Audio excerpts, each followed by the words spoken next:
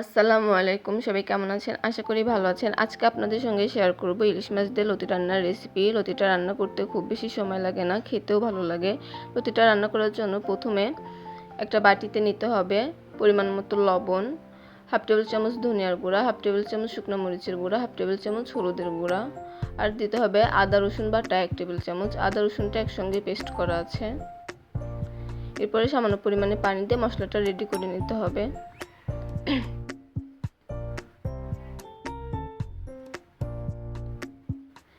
এরপরে পরিমাণ মতো তেল গরম করে নিতে হবে। তেলটা গরম হয়ে গেলে এর মধ্যে দিতে হবে পরিমাণ মতো পেঁয়াজ কুচি, পরিমাণ মতো কাঁচামরিচ।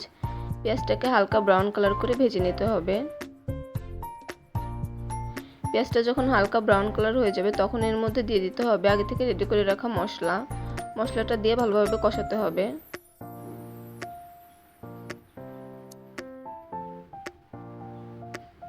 সামান্য পরিমাণে পানি দিতে হবে যাতে করে মশলাটা পুড়ে না যায়। মশলা কষানো ডান। এবার পরিমাণ মতো পানি দিয়ে দিতে হবে।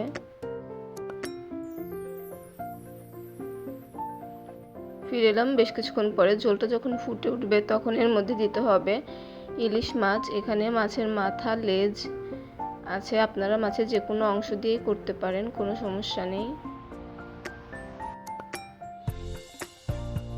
আমি মাথা, লেজ দিয়ে করছি রান্নাটা।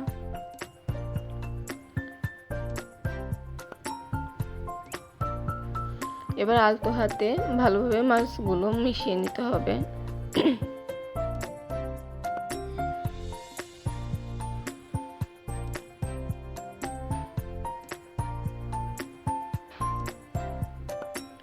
ফিরে এলাম 10 মিনিট পরে। মাছটা ভালোভাবে রান্না হয়ে গেছে। এবার তুলে নিতে হবে। সেম মশলাতে আগে থেকে কেটে ধুয়ে পরিষ্কার করে রাখা লতি দিয়ে ভালোভাবে কষিয়ে নিতে হবে। এরপর যে চুলা আঁচটা থাকবে মিডিয়াম টু লো এর মাঝামাঝি।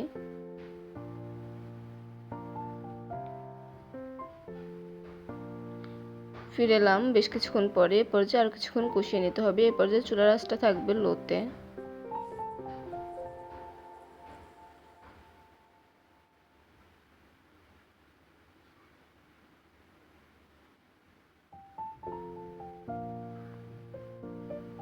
ফিরে এলাম বেশ কিছুক্ষণ পরে। এ পর্যায়ে আগে থেকে যে মাছটা করে রাখা হয়েছিল সেই মাছটা দিয়ে দিতে হবে। মাছটা দিয়ে আলতো হাতে মিশিয়ে নিতে হবে।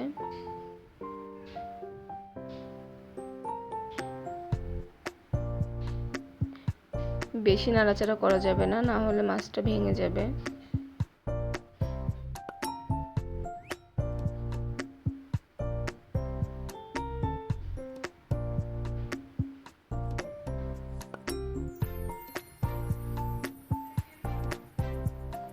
ফিরে এলাম 10 মিনিট পরে। রান্না অলমোস্ট ডান।